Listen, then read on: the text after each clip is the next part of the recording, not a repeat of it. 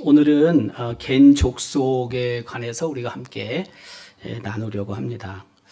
우리가 겐 족속이라고 발음하는데, 겐이라고 발음하는데 영어로는 케나이트라는 단어를 사용합니다. 그 겐 족속을 광야의 안내자 혹은 협력자라고 제가 제목을 달았는데, 이스라엘 백성이 광야 생활을 하면서 광야로 들어갈 때 중요한 역할을 한 족속이죠.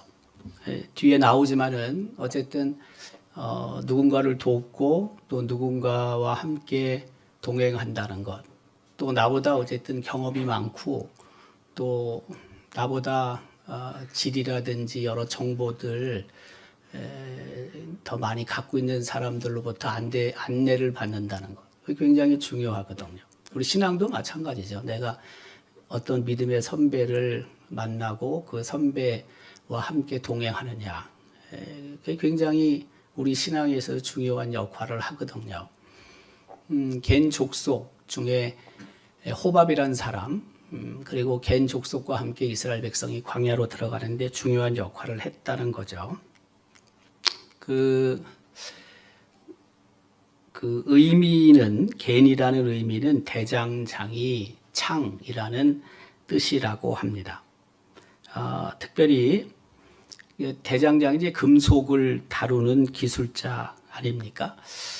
근데 우리가 창세기 4장 22절 기록에 의하면 두발 가인이 나와요. 두발 가인의 아버지가 라멕인데 그 라멕의 아들이 셋이 있었잖아요. 야발, 유발, 두발 가인. 근데 야발이라는 사람은 가축을 치는 조상으로 알려져 있고, 유발은 악기를 만드는 혹은 악기를 부는 조상으로 알려져 있고, 그리고 이제 셋째가 두발 가인인데, 두발 가인은 저렇게 대장장이, 여러 도구들을 만드는, 금속을 가지고 도구를 만드는 사람으로 알려져 있습니다. 그래서 이 개는 저 두발과인 쪽에 관계가 있지 않을까, 이제 이렇게 추측을 하는 거죠. 네. 성경에 기록된 여러 사람들이나 또 사건들을 가지고 후대에 있는 사람들을 이렇게 연결을 하는데, 근데 그게 꼭 맞다고 볼 수는 없죠. 네. 그렇지만 어쨌든 이렇게 끈을 한번 이렇게 엮어보는 거죠. 그 거주지는 미디안 광야 그리고 네게부 광야입니다. 미디안 광야는 지금 저기 그 약간 노란색 계통 쪽입니다. 거기가 미디안 광야입니다. 미디안 광야 좌측이 홍해죠. 근데 홍해가 이제 이렇게 V자 형태로 이렇게 돼 있고, 그리고 밑에 홍해. 근데 이 V자도 다 홍해예요, 홍해. 홍해가 그러니까 긴 거죠, 지금 좌측편이 여러분이 봤을 때 우측편, 좌측편이에요, 우측편이에요. 애굽 땅 그 홍해를 건너서 이제 밑으로 내려와서 시내산이 되는 거고, 시내산에서 다시 쭉 올라가야지 가나안 땅을 가는 건데, 그 V자 맨 밑에가 이제 시내산이 있는 거잖아요. 근데 이제 그 홍해 우측편이 미디안 광야고요. 근데 이제 미디안 광야에만 산 것은 아니고 네게부 광야에도 살았어요. 네게부 광야는 어디냐면 저 지도를 보면 똑같죠. 지금 형태가 V자 형태로, 약간 색깔은 다르지만 하얀색 계통, 하얀색 쪽이 네게부예요. 그 다음에 그 밑에는 바람 광야가 있고, 그 밑에는 시내 광야가 있고, 그 V자 아래 시내 산이 있는 거죠. 그리고 홍해 써 있지 않지만 홍해 우측편에 미디안 광야가 있는 거죠. 그러니까 그 겐 족속은 그 네게부 사막, 네게부 광야와 미디안 광야 그 어간에 살았다, 이렇게 생각하시면 돼요. 그 동네에서 생활은 유목 생활을 했습니다. 유목 생활을 한 베두인들이었다고 보면 되는 거죠. 특별히 이들 족속들을 대개 뭐라고 부르냐면은 고대 레반트 유목 및 집단이라고 부른답니다. 여기 지금 지도를 보면은 약간 이제 푸른 그린 계통 쪽에 있는 그 족속을 보통 레반트 족속 혹은 유목민이라고 부른다. 그러니까 뭐 굉장히 범위가 큰 거죠. 그 안에 겐 족속도 포함이 되어 있는 것입니다. 그 성경에 기록된 겐 족속 사람들이 그 몇 명 나와요. 성경에 쭉 기록이 되는데 아무래도 뭐 이스라엘 사람들, 이스라엘 백성을 중심으로 성경은 기록하고 있지만 또 한편으로는 이방 사람들의 이름들도 이제 간헐적으로 나오죠. 몇 사람이 성경에 기록되고 있는데 이제 첫 번째 사람은 이드로입니다. 이드로는 우리가 알고 있듯이 모세의 장인이죠. 네. 출애굽기 4장 18절에도 그 모세의 장인인 이드로의 이름이 등장하고 있습니다. 저거는 어떤 상황이냐면 하나님께서 모세를 부르십니다. 그리고 모세에게 애굽 땅으로 가라고 명령하시는 거죠. 그래서 그것을 수용한 모세가 함께 살았던 장인에게 가서 자기가 이제 애굽으로 가야 되겠습니다라는 것을 말씀드리는 그런 내용입니다. 근데 이드로의 다른 이름은 르우엘입니다. 성경에는 이드로뿐만이 아니라 르우엘이라는 이름도 등장하죠. 모세가 모세의 장인 미디안 사람 르우의 아들, 그렇죠? 네, 르우엘. 그러니까 르우엘과 이드로는 동일한 사람이다. 그 사람은 모세의 장인이다라는 것을 우리는 알 수가 있습니다. 특별히 이 이드로는 르우엘은 모세에게 조언을 합니다. 그 지금 우리 본문 출애굽기 18장 기록인데요.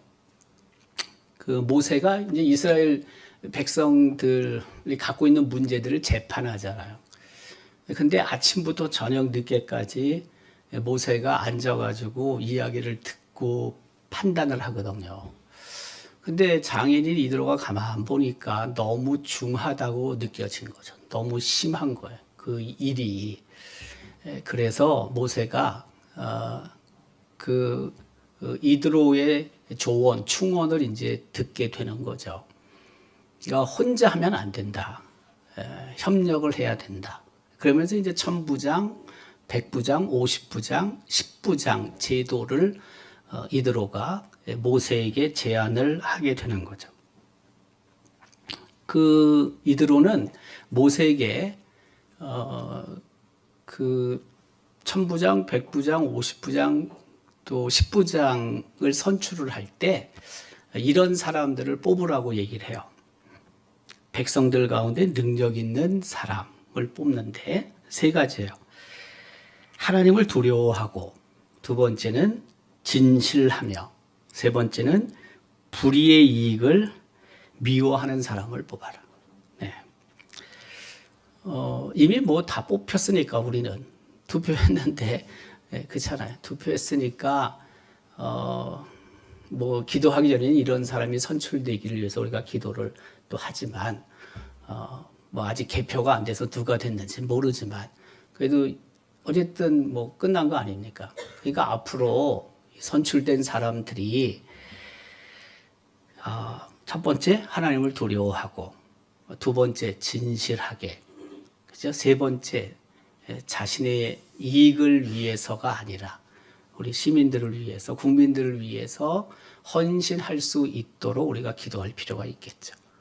그런 마음을 먹고 된 사람이야 뭐 괜찮겠지만 혹시라도 또 그런 마음이 별로 없었던 사람이라 할지라도 하나님을 두려워하고, 그다음에 정직하고 진실하게 주어진 일을 감당하고, 세 번째는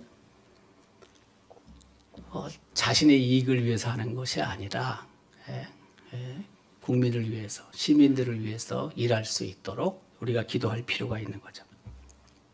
그래서 어쨌든 1000부장, 100부장, 50부장, 10부장 제도를 제안한 사람이 장인 이드로라고요. 우리가 10부장, 우리 교회는 이제 이걸 제가 보면서 우리 구역 리더들의 그 이름들을 우리가 바꾼 거예요. 우리는 10부장 똑같아요. 근데 50부장이 그 아니고 우리는 30부장이에요.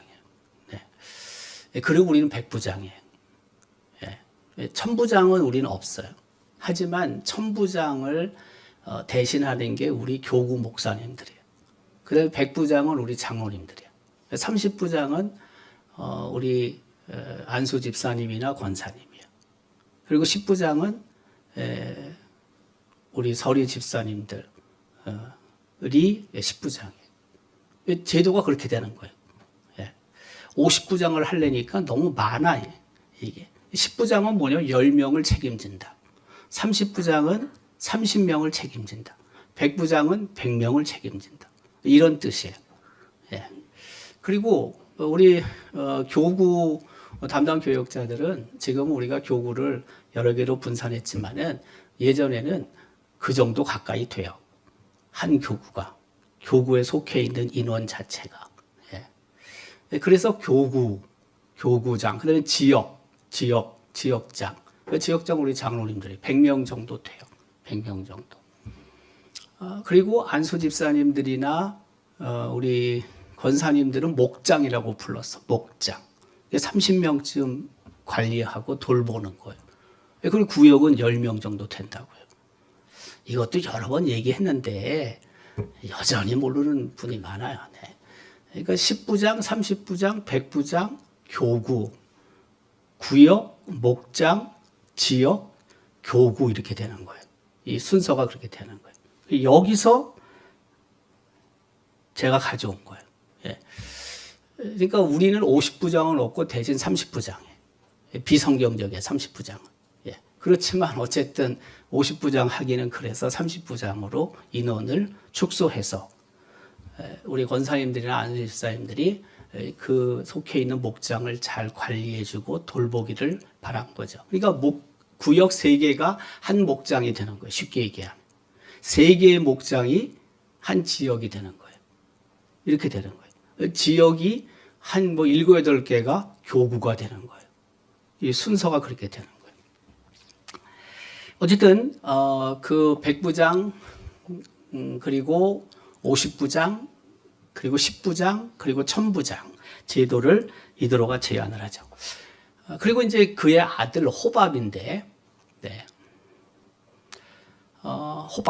호밥은 이드로의 아들입니다. 민수기 10장 29절 우리가 읽었는데 호밥은 이드로의 아들이라는 사실을 성경은 기록하고 있습니다. 특별히 이 호밥에게 이제 모세가 광야에서 그 가나안 땅으로 가는 길의 안내를 부탁하게 되는 거죠. 모세가 모세의 장인 미디안 사람 르우의 아들 호밥에게 이르되, 그렇죠, 네. 여호와께서 주마하신 곳으로 우리가 행진하나니 우리와 동행하자. 그리하면 선대하리라. 여호와께서 이스라엘에게 복을 내리리라 하셨느니라. 부탁을 하는 거죠. 왜냐하면 아까 우리 그 지도를 보면은 지금 미디안이라는 곳이 크게 둘로 나눠져 있잖아요. 지도를 보면, 네.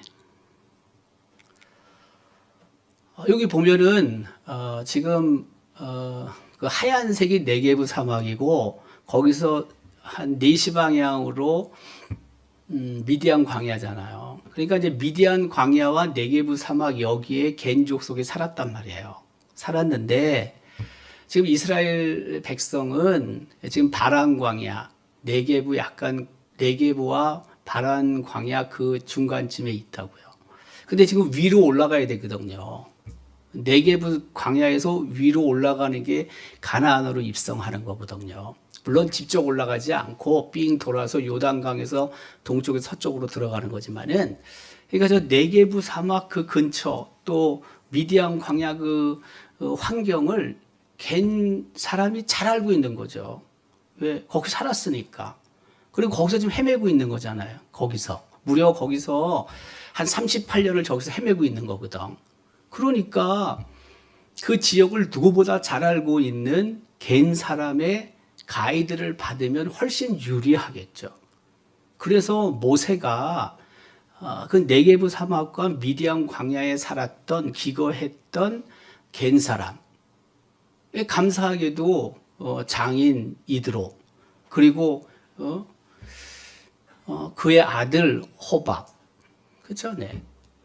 그들에게 그 안내를 부탁을 하는 거예요. 그때 호밥이 처음에는 사양을 해요. 사양.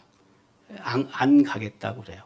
그러다가 수용을 하고 결국에는 안내를 받아서 그 가나안 땅에 입성하게 되는 거죠. 물론 그 내용이 호밥이 어떻게 인도하고 어떻게 안내해서 광야에 들어갔다는데 가나안 땅에 들어갔다는 얘기는 없어요. 없지만은 부탁을 한 걸로 봐서는 충분히 협력자로서 안내자로서 역할을 했을 것이다. 우린 그렇게 이해를 하게 되는 거죠. 그리고 이제 또 한 사람이 누구냐면은 헤벨이라는 사람이 등장해요. 헤벨은 누구냐면 이제 사사 시대 때 등장하는데 네. 헤벨인데 이 헤벨은 그 가나안 왕 야벤이라는 사람이 이스라엘을 백성을 무려 사사 시대인데 20년 동안 학대했어요. 그때 사사는 드보라고요. 그리고 그 가나안 왕 야빈의 군대 장관이 시스라라는 사람이에요. 근데 어쨌든 전쟁이 있었고, 그리고 가나안 그 군대가 패하게 되죠. 그때 이제 시스라라는 장관이 도망을 해요. 도망을 하는데 어디로 들어가게 되냐면 거의 다 이제 다 전멸했는데 이 시스라 장군이 어디로 도망하냐면은 그 아까 여기 있던 헤벨의 아내의 장막으로 가게 돼요. 성경은 그렇게 기록하고 있거든요. 그때 이제 헤벨의 아내 이름은 야엘인데 야엘이 그 시스라 장군을 죽이죠. 근데 여기서 헤벨이라는 사람이 누구냐면은 겐 족속이에요. 겐 족속으로 성경은 기록하고 있어요. 이 지도는 그 전쟁에 있었던 이제 지명들을 말해요. 게데스, 그다음에 그 밑으로 다볼산, 뭐 이런 내용들. 이게 저 지도가 바로 그 사사기 4장에 기록된 가나안 왕 야빈과 시스라 장군, 그다음에 드보라와 바락 장군, 그다음에 헤벨, 야엘의 내용들을 기록하고 있는 지도예요. 또 하나는 누구냐면은 레겝이라는 사람이 등장해요. 성경에. 레겝이라는 사람도 겐 족속이에요. 겐 족속. 그 사사기 1장 16절에 이렇게 기록하죠. 모세의 장인은 겐 사람이다.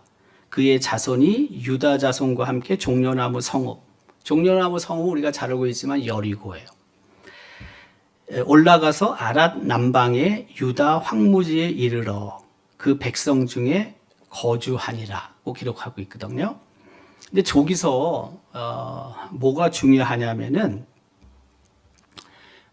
유다 황무지가 중요해요. 유다 황무지에 살았다는 거예요. 일부러 황무지에 살았다는 거예요. 이 레겝 자손이. 왜? 황무지에 살면 살수록 나름대로 이 세속화되지 않는 거죠. 이렇게 생각한 거죠. 그래서 이 사람들이 그 경건선을 유지하기 위해서 그 유다 남방 광야 지대에 살았다. 그 칭찬을 받아요. 여기 보면은 종려 나무 성읍 여리고가 있죠. 그리고 빨간색 예리코라고 쓰여져 있지만 여리고죠. 여리고. 그리고 그 근처 남방 쪽 저 밑에 지금 보면은 요단강 서한 예루살렘 밑에 그때가 거기가 유다 남방인데 광야 지역이죠. 아까 네게부 사막도 바로 밑에 있죠. 저기서 이제 산 거예요. 레갑 자손들이 살면서 하나님만을 의지하고 사는 거죠. 그 교회가 처음 세워지고 초기 기독교에 사막에서 산 사람들이 있어요. 사막에서 일부러 사막으로 들어가는 거죠. 금욕하고 또 그 사막에서 산다는 것은 하나님을 더 의지할 수밖에 없는 그런 환경이고, 그래서 그 사막에 들어가서 수도했던 그 믿음의 선배들이 있거든요. 그곳에서 나름대로 하나님과 더 밀접하게 친밀하게 만나고 더 나아가서는 그런 경건한 삶을 살기 위해서 스스로 들어가는 거죠. 스스로. 이 네겝 자손도 그렇다는 거예요. 특별히 그 레겝 자손들 가운데 다랏, 시므앗, 그 다음에 수갓 종족들이 있어요. 이게 이제 그 경건함을 유지한 레갑의 후손들이에요. 역대상 2장 55절은 그렇게 기록하는 거죠.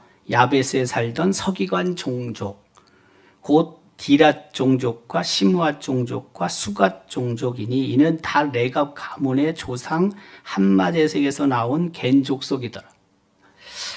여기서요 아주 중요한 게 있는데 서기관 종족이에요. 서기관 종족. 근데 서기관 종족인데 곧 뭐뭐뭐뭐 하다가 레갑 자손이 나오고 그 다음에 이들은 겐 족속이라고 나오잖아요. 여러분 잘 생각해 보세요. 이방 민족이거든요. 겐이라는 게 원래 겐 족속이 이방 족속인데 이들이 나중에 이스라엘의 혹은 남유다의 뭐까지 됐다는 거예요. 서기관까지 됐다는 거예요. 서기관까지.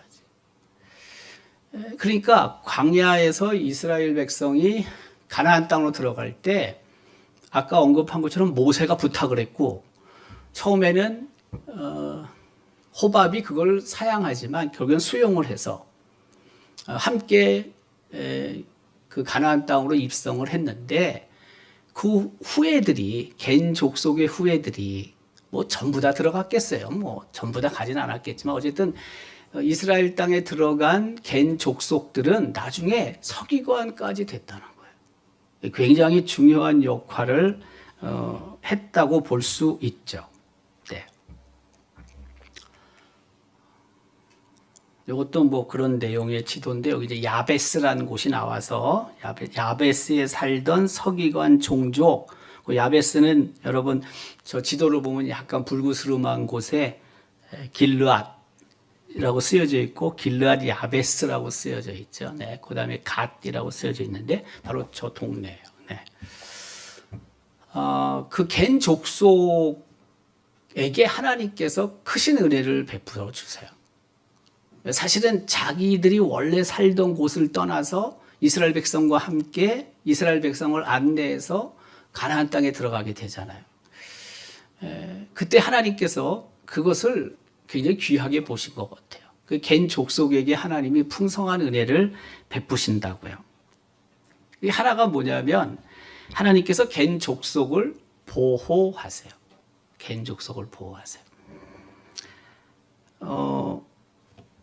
그 사울 왕이 아말렉 족속을 진멸하거든요. 물론 하나님께서 진멸하라고 하셨는데 사울이 진멸하지는 않죠. 자기 좋은 것들은 살려두고 좋지 못한 것들 남겨둬가지고 결국에는 하나님으로부터 버림을 받게 되는데 어쨌든 아말렉 족속을 진멸하라고 하나님이 말씀하세요. 근데 그 사무엘상 15장에 그 내용이 있는데 6절은 이렇게 기록하죠. 사울이 겐 사람에게 이르되 아말렉 사람 중에서 떠나가라. 그들과 함께 너희를 멸하게 될까 하노라. 만약 같이 있으면 어떻게 된다는 거예요? 겐 족속도 죽는다는 거예요. 그래서 사울이 여유를 주는 거예요. 빨리 니들 아말렉 족속과 함께 있지 말고 떠나가. 그러면 너희는 살 수 있어. 그런 뜻이에요. 그래서 겐 족속을 하나님께서 보호하신다고요.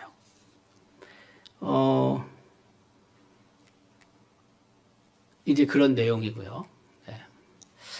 요 지도도 이제 보면은 여러분 중간쯤에 뭐 빨간색으로 쭉 내려오는데 중간쯤에 보면은 아말렉이라고 쓰여져 있어요. 아말렉. 그 다음에 이 붉은 선 쪽으로 쭉 끝에쯤 보면은 신광야라고 쓰여져 있고요. 그렇죠? 네. 그러니까 저 동네가 그 네게부 약간 위에 있는 곳이고요. 네. 근데 아말렉 아말렉 족속이 모여 있는 곳에 겐 족속이 있었던 것 같아요. 그럴 가능성이 높아요. 왜냐하면 앞서 그 성경 말씀에 보면은 유다 족속에 편입이 되거든요. 겐 족속이. 근데 유다가 살았던 곳이 바로 예루살렘 그 밑동네거든요. 저 밑에까지 포함이 되거든요. 그러니까 아말렉 족속이 있었던 곳에 겐 족속이 함께 있었을 가능성이 높고 사울 왕이 아말렉 족속을 진멸할 때 잘못하면은 겐 족속도 다 죽임을 당할 가능성이 있었기 때문에 그 겐 족속의 도움을 생각했던 사울도 겐 족속이 먼저 도망하면 아말렉 족속으로서 떨어져 있으면은 살 수 있다 이렇게 생각을 했던 것 같아요. 그래서 하나님께서 보호하셨다는 거예요. 또 하나는 뭐냐면 이 겐 족속이 유다 지파에 앞서 언급한 것처럼 편입이 됩니다. 유다 족속에 편입이 돼요. 그게 사사기 1장 16절 우리가 읽었던 말씀이에요. 모세의 장인 겐 사람 그의 자손이 유다 자손과 함께 그렇죠? 네. 그러니까 편입이 됐다는 뜻이에요. 유다 자손에. 여러분 유다 족속은 다윗 그리고 예수님의 가문이잖아요. 그러니까 다른 어떤 족속에 편입되는 것보다 유다 족속에 편입되는 게 굉장히 큰 영예로운 일입니다. 근데 겐 족속이 거기 편입이 된 거예요. 자, 요게 뭐냐면은 이스라엘 백성이 가나안 땅에 들어가서 그 지파별로 기업을 분배받을 때 그 지역이거든요. 근데 여러분 맨 밑에 보면은 시므온 있고 유다가 있잖아요. 유다. 아까 거기에 아말렉 족속도 좌측 편쯤에 있었을 거라고요. 그러니까 바로 유다 저 지파가 땅을 분배받았는데 저 어디인가 약간 밑이라고 볼 수 있는데 아말렉을 놓고 봤을 때는 거기에 누가 살았다는 거예요? 겐 족속이 살았다는 거예요. 함께 살았다는 거예요. 누구와? 유다 족속과 함께 산 거예요. 이방 민족인데 어떻게 보면은 가장 선봉 지파 그리고 임금이 나오는 왕이 나오는 그 지파와 함께 생활을 하는 거예요. 물론 처음 사울 왕은 베냐민 지파 사람이긴 하지만은 두 번째 왕부터 그 유다 지파 사람들이 왕이 되잖아요. 그러니까 그 겐 족속 입장에서는 하나님의 크신 은혜를 받았다고 해도 틀리지 않는다는 거예요. 몇 가지 결론을 생각해요. 첫째는 뭐냐면 이스라엘 백성의 안내자로서 이스라엘 백성이 광야에서 가나안 땅에 들어갈 때 협력자로 겐 족속이 사용이 되었다는 것이고요. 두 번째는 이들이 거룩과 경건을 유지했다. 아까 그 도시에서 살 수 있음에도 불구하고 광야에 들어가서 산단 말이에요. 그 광야에 들어가서 산다는 뜻은 세속화되지 않겠다라는 그런 의지의 표현이고 또 한편으로는 그들이 포도주도 마시지 않거든요. 레겝 족속이. 그것도 다 똑같은 거예요. 그런 경건성을 유지하고자 하는 결단이 그들에게 있었다는 거예요. 세 번째는 이방 민족임에도 불구하고 하나님께서 차별하지 아니하시고 구원의 은혜를 베푸셨다. 하나님의 영원하신 구속의 은혜가 겐 족속에 있었다는 거예요. 그렇지 않으면은 이스라엘 백성에 포함될 수도 없어요. 뿐만이 아니라 그들이 유다 지파와 함께 살 수도 없어요. 네. 우리가 알고 있듯이 이방인들 가운데 특별히 그 다윗의 조상으로 혹은 예수님의 조상으로 남겨진 사람들이 있잖아요. 라합이라든지 룻이라든지 바로 그런 대표적인 족속이 겐 족속이에요. 또 하나는 뭐냐면 이들이 하나님으로부터 귀한 도구로 사용이 된다는 거예요. 서기관으로 사용이 된다는 거예요. 뭐 돌아보면 우리도 다 이방 족속이고 이방 민족인데 하나님의 은혜 가운데 우리가 구원함을 받게 됐고 또 그래서 지금 하나님의 자녀로 하나님의 백성으로 살고 있지 않습니까? 다 마찬가지인 거죠. 겐 족속을 통해서 우리가 또 경험하는 게 있습니다. 뭐 다른 게 아니고 그 하나님의 일에 어쨌든 뭐 내 여러 가지 상황과 형편이 있어도 하나님이 부르셨을 때 협조자가 되면 뭐 그래봤자 얼마나 큰 협조자가 되겠습니까마는 조금이라도 어쨌든 그 순종하며 그 일을 감당했을 때 하나님께서는 그것을 잊지 아니하신다. 하나님께서는 마음에 두고 계신다. 그래서 아말렉 족속과 함께 진멸당하는 순간에서도 하나님이 뽑아내셔서 결국 구원하시고 더 나아가서는 서기관으로까지 하나님께서 사용하셨다. 이방 민족임에도 불구하고 이방 족속임에도 불구하고 하나님께서 귀하게 사용하시더라. 우리도 다 마찬가지라는 거예요. 우리가 볼품이 없고 별 볼 일 없어도 하나님께서 나를 원하신다면 또 나의 헌신을 하나님께서 요구하신다면 우리가 그 일에 순종하는 마음으로 합력을 하고 그러면 하나님께서 우리뿐만이 아니라 우리의 후손에게 베푸시는 풍성한 은혜를 누리며 살 수 있도록 하신다. 겐족성은 우리에게 그것을 말해요. 사실은 하나님의 영원하신 그 구원의 계획에 우리가 원래 포함되어 있는 게 아니거든요. 아니지만 그러나 하나님께서 은혜를 베풀어 주셔서 우리를 그 안에 영원한 약속, 영원한 구원의 약속, 구원의 은혜에 포함시켜 주시고 또 그 하나님의 은혜를 누리며 살 수 있게 하신다. 그러니 비록 이방 민족으로 태어났어도 희망이 있는 거고 더 나아가서는 선택받은 자로서 하나님의 일을 우리가 조금이라도 할 수 있는 게 얼마나 감사하게 하냐 이거예요. 겐 족속을 생각하고 또 우리의 삶의 자리에서 하나님이 요구하시는 것이 무엇인지를 다시 한번 기억하고 그 하나님의 일에 헌신하는 모두가 될 수 있기를 주님의 이름으로 기원합니다.